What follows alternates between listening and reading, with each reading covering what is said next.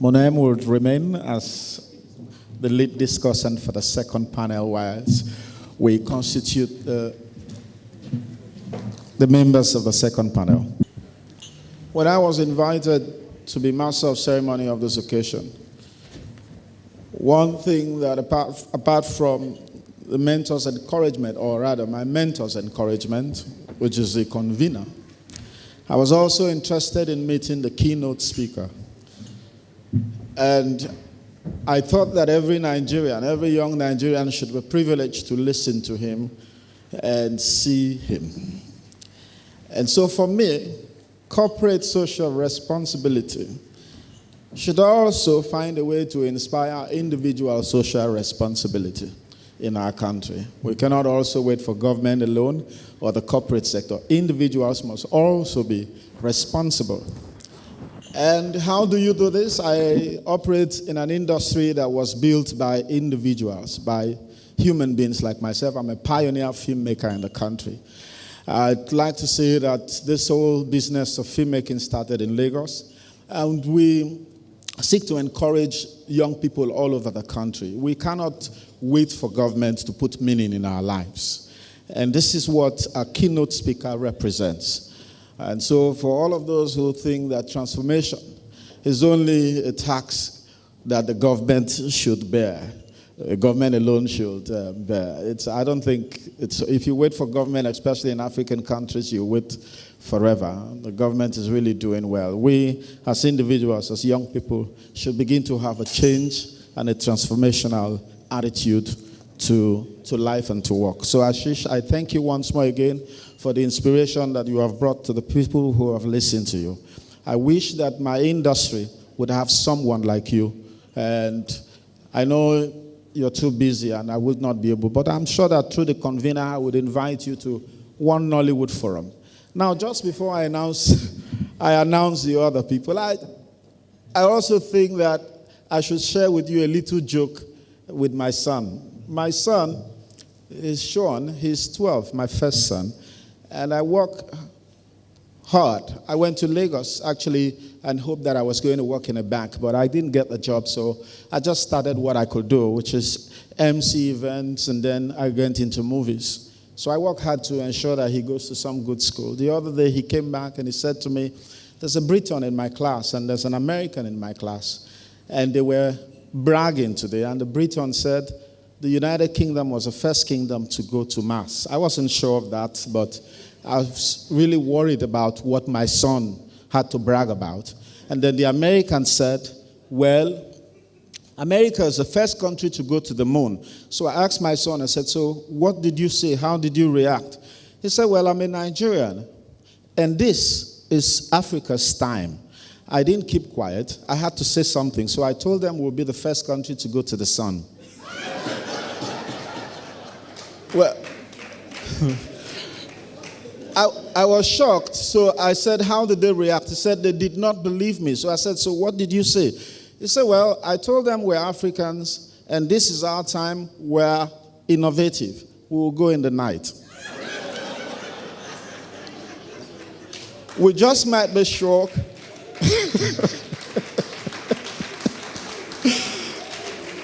That Africa is driven by innovation, and this is our time. Distinguished ladies and gentlemen, I don't want to waste time, so I'd like to invite the gentleman who is a founder and the CEO of CSR Company, a consultancy specialized in corporate social responsibility and with offices in Bucharest, Dubai, Jeddah, and indeed around the world. Distinguished ladies and gentlemen, please join me and welcome the founder and the CEO of CSR, Martin Nyoreta, please.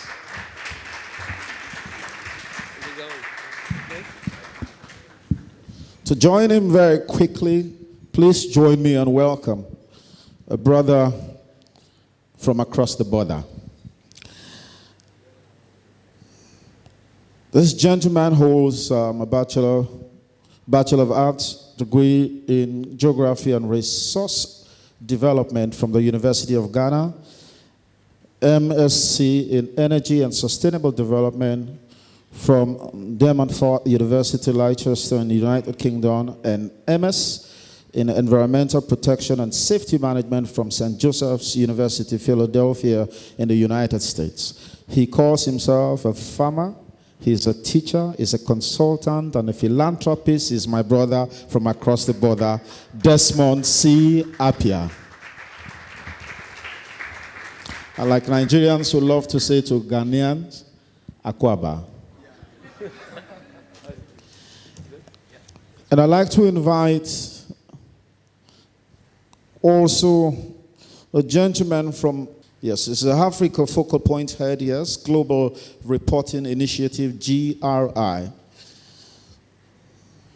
He has served in a consulting and advisory capacity in the sustainability field on the continent. The gentleman holds a master's degree in environmental management and an honorary degree in applied physics with research in renewable energy. I welcome Douglas Cartivo. Please a round of applause for the gentleman. And lastly, I'd like to welcome a distinguished gentleman from Nigeria. He is the DMD, the CEO of African Reassurance Corporation. I welcome my brother from the Niger Delta, Ken Agogobia. Please a big round of applause from our Nigerian representatives. Thank you. As always, Mwanam will lead the discussion. We have 30 minutes, right? Yes, please, sir. You can go ahead, sir. All right.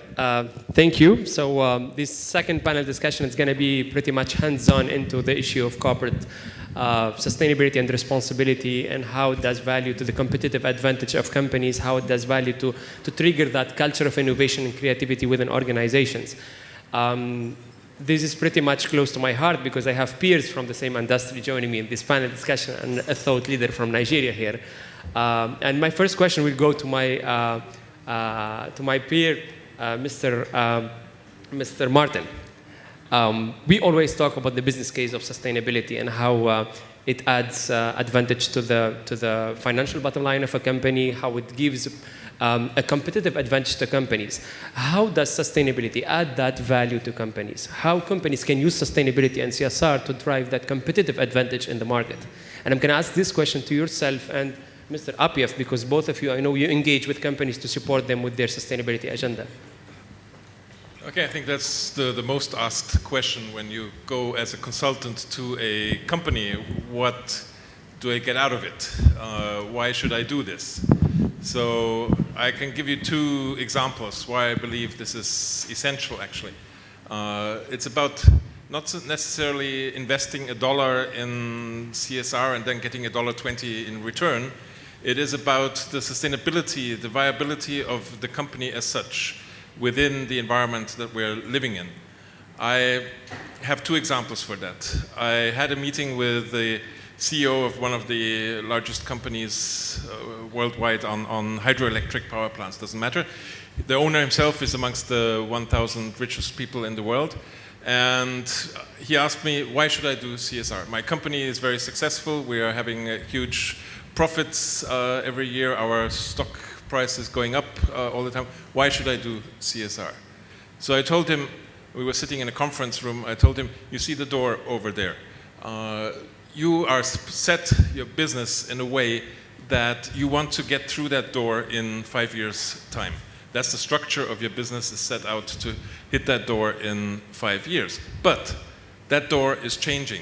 That door is moving because society is changing, because there are different stakeholders, different interests, different things happening on the globe. And if you don't adjust to that, if you don't listen to your stakeholders, if you don't do social responsibility in a manner that will take into account the expectations of these stakeholders, you will hit the wall in 5 years and not the door that you're aiming at.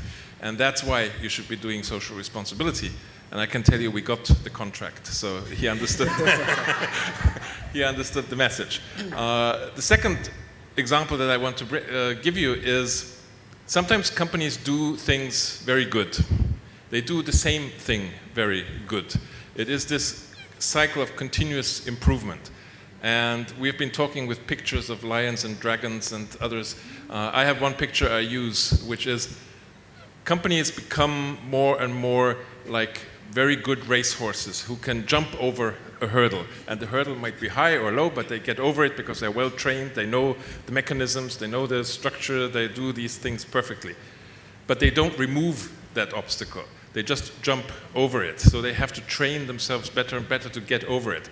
My other example, what social responsibility actually should be doing, is being like the Indian working elephant, removing that obstacle so that you can plod ahead on your way. You don't have to train, get better and better and better, just by trying to get over the obstacle. You're not addressing the actual issue. You're just getting around it or over it, but not removing it. And that's what social entrepreneurs are trying to do, to find solutions to issues of society and business solutions to issues of society. And by doing this better and better, my example that I always highlight is Kodak. Kodak was, if you might remember, Kodak is the company where you would associate photography. That is photography. In my youth, I had a Kodak camera and my pictures were printed out on Kodak paper, and I had a Kodak album and whatever else. They missed on innovation because they were overtaken by all the digital camera producers from Japan and others with new technology, with new innovative products which would address what the customer actually wanted. So Kodak was perfect in producing films. Kodak was perfect in producing paper for printing these films, but they missed out the innovative aspect of their business. So the danger is that a lot of companies get better and better and better. The horse jumps higher and higher, but they're not actually addressing the issues that society has. And then Kodak is a good example. Now they mainly produce films for X-rays for hospitals. They're out of the photography business. So something that seemed to be unmovable, a monument of this is photography, has completely disappeared because they missed out the innovative aspect of their business. And that's what we need to look at. And social responsibility is, for me, the tool to exactly find out what are the expectations of the stakeholders, where are the societies moving to, and how can I address this in my business. I tell companies the same thing when I meet with them. And I tell them that you're going to hit the wall if you're not going to do this. But they challenge me with another question. What is it exactly that I have to do to gain that competitive advantage? If you could be a little bit detailed about this, what should I do as a company, as a private sector? We have private sectors here attending the conference, and they want to know at the last time, what should they do? What should they move? What should they change within their organizations to hit that competitive advantage, to gain that competitive advantage through sustainability? I think that's first of all, there's not one size fits all. Social responsibility is not something that you can take and pour 2 kilos of social responsibility into the company and the company will be socially responsible. It has to do with what are the material issues that that company has, what are the topics what are the issues, the impacts that it has, and how does it address these impacts. Secondly, it needs to understand, as I mentioned earlier already, what are the expectations of stakeholders. I can have an internal view of what I'm doing, but the external view, that of the stakeholders, might be completely different to what my internal view is. So we can take decisions in the boardroom that we believe are right, but they're wrong because society is expecting something very different from us. So we need to listen to our stakeholders. And thirdly, and that's something I might be a little bit provocative because it has been put up as one of those elements of social responsibility, and that is we do have to understand that social responsibility, CSR, is not about what we do with our profits. It's about how do we make our profits. That is the key element of social responsibility. If we only do foundations, which is cool, if we do philanthropy, if we do charity, that is all cool stuff. But that is not addressing the social responsibility of the organization as such in how do we do our business, how do we deal with the impacts that we have, how do we deal with our stakeholders that we have, and how do we address all that and find solutions for that. Great. The same question for Mr. Apief. I would like to understand how is the situation in Ghana do CEOs and business leaders grasp the idea that there is a competitive advantage within, after applying or by integrating sustainability within their business? Do they see the value there? Do they see the dollar sign, as Mr. Martin was talking about it right now? Well, I would first respond to my Nigerian brother and say, Medasi, so I'm Yakwaba. Well, basically, I just try to, or we try to put it bluntly to the business owners that it's costing you money for not doing corporate social responsibility. But we see that people seem not to have a proper understanding about what it is that it involves. And so we are not trying to push a big model because of the nature of our economy. There are a lot more small-scale businesses. And so with the multinationals, you could see that they are being driven from the competitive advantage that they know they will gain. And then also some multinationals, based on the requirements from the mother companies, they know they have to do certain things. But about 70% of the industries that we are dealing with, entrepreneurs we are dealing with, are small-scale businesses. And so if we don't speak in terms of the dollar sign, or in this case, the CD sign, for them to understand that really not taking care of your workers' health and safety is a cost. And this is a recurring cost that you have every year. Not putting the environment in a state, as Martin said, making your money in a profitable and sustainable environmentally way. It's a cost which you cannot afford. Continuing to dampen, cause problems to the environment is a cost to your reputation that you cannot afford in the long term. Fortunately, there are also a lot of small businesses who want to be big. So they are looking at the big businesses and asking, what is it that they are doing and how can we get to that point? Mm-hmm. And so we need to be able to pass the information out to them that these are some of the things that they are doing, being sustainable in their thinking, taking care of these aspects of their operations. And this is why they are sustaining the business and growing into other markets. And once we are able to get that message through, which I must say is not the easiest thing to do, actually, because similar to what he mentioned, we are making our profits all along. Why should we worry about health and safety? Why should we worry about environmental management? So if we are able to speak that language of them knowing that there's a cost element to it in so many different ways, then they seem to buy into it. And they are reaping the benefits, those who have accepted it.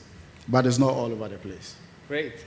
I'm going to go to the corporate sector here, and we have Mr. Ken. He's a managing director of a reinsurance company. And why is it so difficult to deal with you business leaders to convince you about this business case of sustainability? The first time you heard someone talking about the impact of sustainability into driving a competitive advantage for the business, what was your reaction exactly? Was the idea sold completely? Did you buy the idea? Well, I think I would first like to thank you for changing the order of the questioning. Sitting here, I thought you were going to start with me. And I know that I'm not an expert in sustainability. But you did well to have started with the expert. I work for Africa Re. And for us, the corporate social innovations or sustainability is something we try to embed in our mission. Our mission basically is to foster the development of African insurance and reinsurance industry, and also to promote the national, regional, and sub-regional underwriting and retention capacities, and to support African economic development. For us, we see the advantage in the innovation, social innovation. And we started, maybe for the benefit of those that do not know Africa Re, we were set up by African Union member states and the African Development Bank. And Today, I think there are 41 African member states that are stakeholders, including the 4 DFIs, the African Development Bank, 101 insurance and reinsurance companies, and we just did a partnership with IROB Brazil. When we started, we were given 5% legal cession, which means we provided protection for every insurance and reinsurance company in the continent. But unlike other reinsurance companies, we decided to make a mark in line with our mission, not to rely on the legal sessions like other reinsurance companies. And today, we have, because of that initiative, we are now the leading reinsurance company in the continent. And we have also then decided to give back to the continent. In terms of, yesterday somebody was talking to me about setting up here in Calabar. And here, its main problem has been getting skilled staff. It's easy to have people with all the degrees and professional qualifications, but don't have the skill. So that, I told him that he is not alone. We have the same problem with our industry. And that's one area that we have given a lot of attention. We start with our network of offices to identify training needs. We then provide training in English and French, free for free to all the markets. Now we established a training school, and we are taking it a step further by having this interactive e-learning. So currently we train about 600 people annually. We want to make that through the e-learning and at no increase in costs. We want to make it in the thousands. And we believe that, yes, they say Africa is growing in terms of the labor force. I think the predictions are that by 2050, we should have about 1.32 billion, which surpasses any other country, maybe India and China. But we also know that there's a problem of unemployment. Unemployment because you don't have trained, skilled manpower. And rife, we look at Egypt, for instance, about a quarter of the youths are unemployed.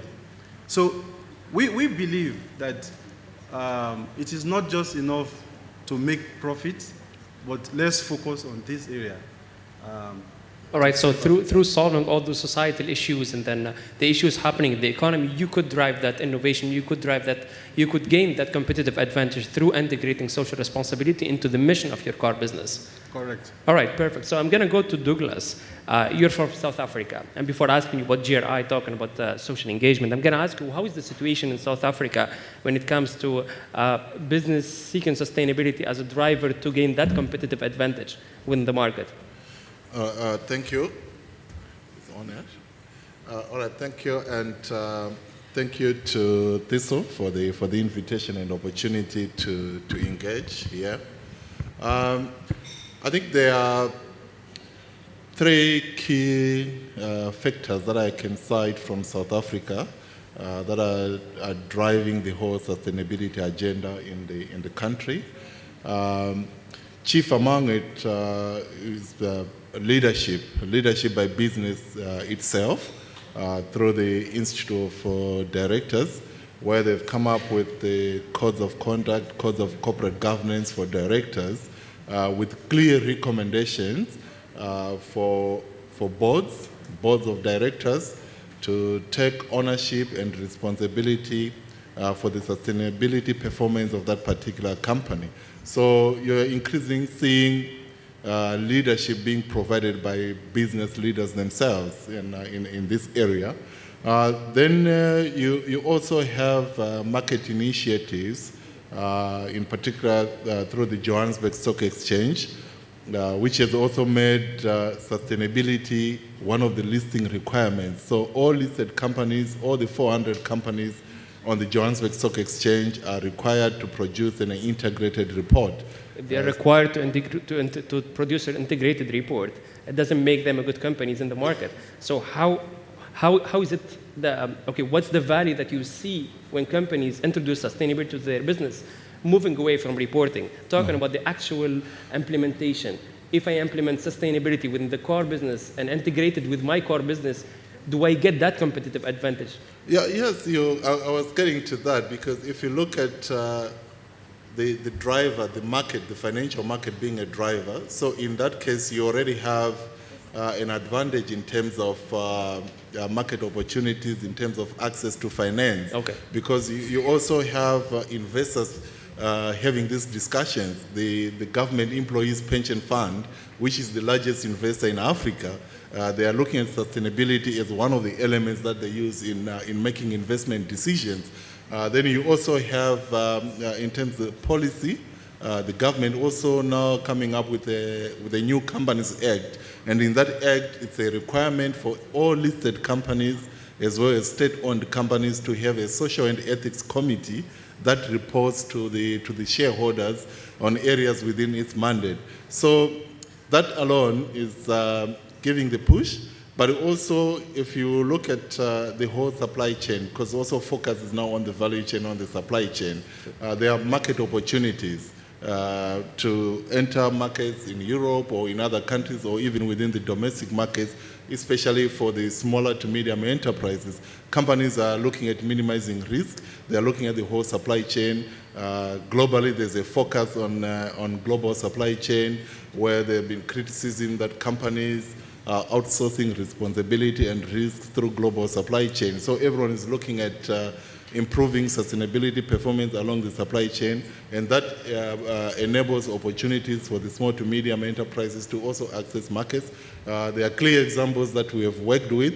I can give example of Impatla Clothing, which was quite a small organization, employing 15 people, until they entered the supply chain program with Puma.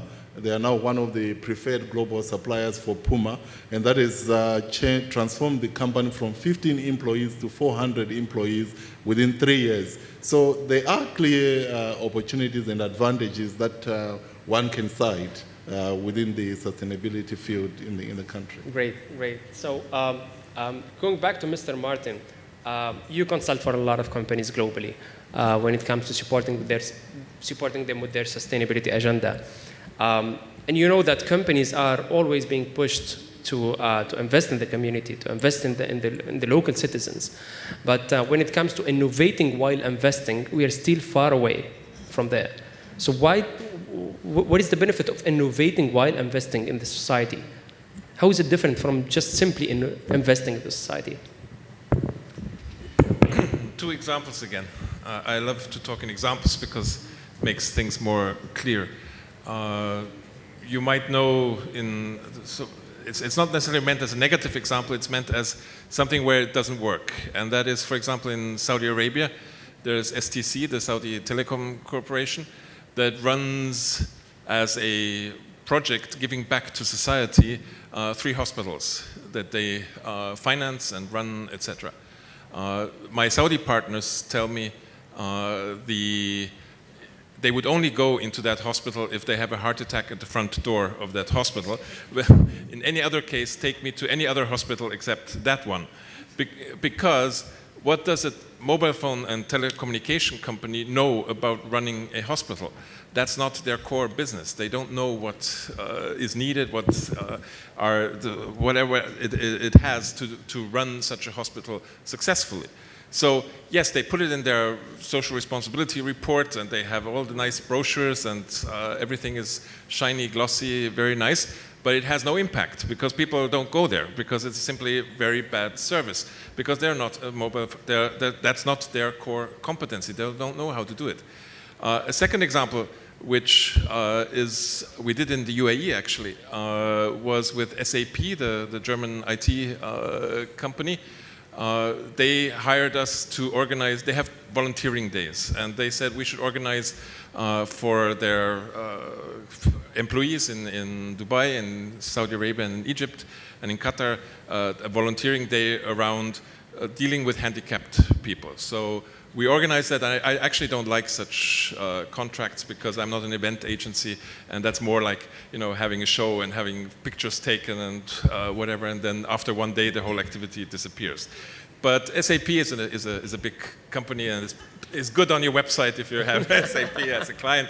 So we said, yes, we will do that. And we organized an event in Fujairah at a daycare center for handicapped children. So, I mean, the whole thing is a bit obscure because there are like 100 people coming to this daycare center. The kids there are happy that something's happening, but after 2-3 hours, the people disappear again. They have planted 2 or 3 trees in front of the entrance, and that's it. That has no sustainability in it. But something very good happened. 2 guys from this company came to me and said, we like this very much. We live actually close by. Could we come in our free time to work with these kids? And we asked the lady who runs this center, and she said, we're happy if somebody comes. And what came out of it after a year was that SAP developed a program for handicapped children who cannot use a keyboard because of their motorical limitations that would react on the blinking of the eyes. So the program opens a whole new world for these handicapped children. They can have a Facebook page. They can go on YouTube. They can use the computer, the internet, by something that is the core competence of SAP, developing software and combining it with the need of a sector of society that would not be able to use the computer otherwise. So this is what we're talking about in social responsibility. And to answer your question, that would never have been on the agenda of an SAP board meeting to which new softwares could we develop, because they would never have thought of handicapped children who could not use the keyboard for their motorical handicaps. So that happens with interaction with stakeholders, and that is what leads to a result. SAP now produces this software, sells this software. It's a business for SAP, and it opens for thousands of kids worldwide the opportunity to enter the internet and a whole new world, find friends over Facebook and whatever. I mean, one just has to think about what dimension that has for these kids.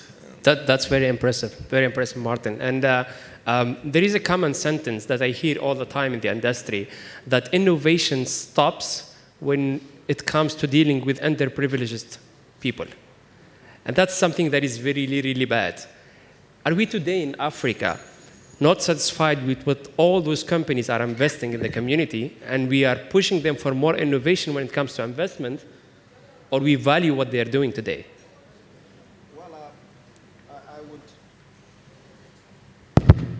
I would ask what definition of innovation are we looking at? I mean, are we looking at innovation that is supposed to solve problems, which in that case would not be something that we have to develop a new product for? We are looking at innovation that creates such opportunities. Yes, so technology is there, and there's also an issue, which is disability. And so the application of that technology to solve that problem. And that really is where I think the talk of innovation in Africa, in our context, should really be focusing at. Because chances of creating new technologies now in our system are kind of a little way off. You know, the earlier speakers talked about a jump from maybe agrarian society to a more service-oriented society. Until we deal with the issues of maybe the basic things in our society, education, health, sanitation, and all that. And so if innovation is focusing on solving specific problems in our system, then we would be making pretty good use of innovation, you know. And in relation to questions that you asked earlier, in Ghana, for instance, now in collaboration with Swiss embassy, they are pushing a public procurement agenda, which would have elements of sustainability that any company that supplies to the government, and remember, the government is a 60% mover of the economy. So any company that supplies to the government would have to be dealing with certain aspects of sustainability. And so if this, I mean, it has to be passed into law anyway. If that becomes a law, then we would be in a position to be expecting some real movement in this field. And so adapting technologies, adapting solutions to suit our current environment that we are in, so we solve real problems, would be the trend that I think should be. All right. Douglas, please. Yes, I think what needs to be emphasized is sustainability is not about philanthropy. It's not about building a school here, building a well there, or a borehole there. But what needs to be emphasized is sustainability is about strategic thinking. It's about embedding sustainability into your business strategy. It's about developing solutions that are going to solve the problem of, for the continent's development problems, the challenges. Like what was said earlier on, those challenges are real opportunities. So what we need are companies that are innovative in solving those problems, and the realization that value creation is now defined differently. It's no longer just for the shareholders, but it's for broader society. Exactly. So companies that are going to be differentiators in future, especially on the continent, are those companies that are going to look at the challenges that we face and are going to be innovative in driving solutions in addressing those challenges that the continent faces. Exactly. Martin, if you want to add something here, or I can move to the last question with Mr. Ken. Mr. Ken, so we've talked about how the public sector is really expecting corporates to innovate when it comes to their social investment. Do you feel that pressure when you invest as a corporate sector, when you invest in your society and sustainability agencies? Do you feel that pressure from the outside, from the public, about innovating, pushing you to innovate and to be more creative when you invest in the society? No, I think I will also lend credence to the point that he has made. People expect you to give back. Even your clients expect you to give back in one way or the other. When there is a problem, you channel all your energies towards that. I give example of a period where the market is hard and it was difficult for insurance companies, particularly in Africa, to place their reinsurance in the international market because it is a one-way traffic. Every insurance places its business with. And what did we do was introduce what they call the African Reinsurance Forum, which was a platform for the leaders to get to know one another, exchange ideas, and see how solutions can be found to that. And it has become an annual event. The forum has become an annual event. And gradually, south-to-south trade, the volume has increased tremendously. And I think the clients remember us for that. Even though the forum is now managed under the auspices of the African Insurance Organization. All right, thank you. So I'm going to open up the floor for questions from the audience.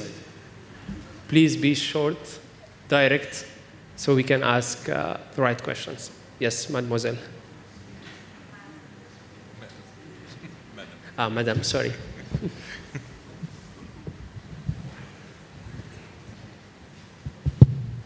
We always get into troubles with women.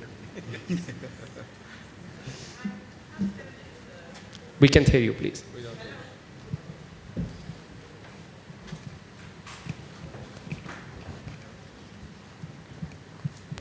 And please be quick as much as we Hello. can. Okay, I just want to find out, is there a clear-cut distinction between what a corporation does for the people and what the government does? I mean, can it be interwoven? Can a corporation go into social or corporate responsibilities into everything that's to meet all the needs of the citizens? Or are there some things that are left for the government to do? I just want to know. Yeah, please. If I can shortly answer that, I believe that's a very political question, actually, because coming from Europe, I would say most of the things are actually the job of the government to provide, like education, health, infrastructure, all these things, and companies would not enter these areas because it's a government obligation to do this. Companies would find areas closer to their core knowledge and business to deal with, and not deal with asphalting a road or something, which is not their job. It's the job of the government to do. We work a lot in India, where the government is sometimes far away from especially rural areas, and it's the expectation of the stakeholders that the company that is situated and located there asphalts the road, because they're, on the one side, they're using it themselves. On the other side, it would improve the infrastructure of the village. So it depends on the environment, the circumstances, etc., how that question can be addressed. It's mainly the expectations of stakeholders. In Europe, the stakeholders would not go to a company to tell them asphalt the road. They would go to the government and tell them asphalt that road. In other places, it's different, because government is either far away or not capable, doesn't have the money, whatever the issue might be. I think in addition to that, which also touches on the previous session, the lack of governance, the lack of leadership in Africa. That's why we are now having all these expectations being placed on the business by the citizens themselves. So you find that we have what is called now radical transparency, where the citizens themselves are now saying, okay, we have these resources are being exploited, but how are we benefiting from these resources? So we have increasing expectations being placed on business, and business also now inadvertently being also looking at replacing government in terms of infrastructure development and so forth. But that's not sustainability. That's not what we are saying. We are not saying companies are there to replace business now, but what we are saying is for companies to look at sustainability as an opportunity to drive innovation, to create products and services that will also help address the developmental challenges that we have as a continent. Exactly. Can I just add quickly, please? 30 seconds.